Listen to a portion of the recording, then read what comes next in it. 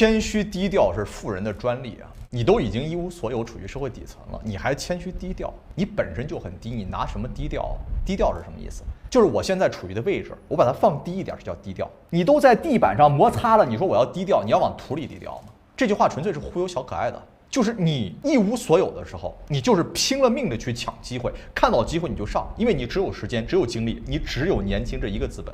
所以低调是给谁的？我位置很高，我放低一点，为什么？我一直高高在上，你把我拽下来，我摔得很惨。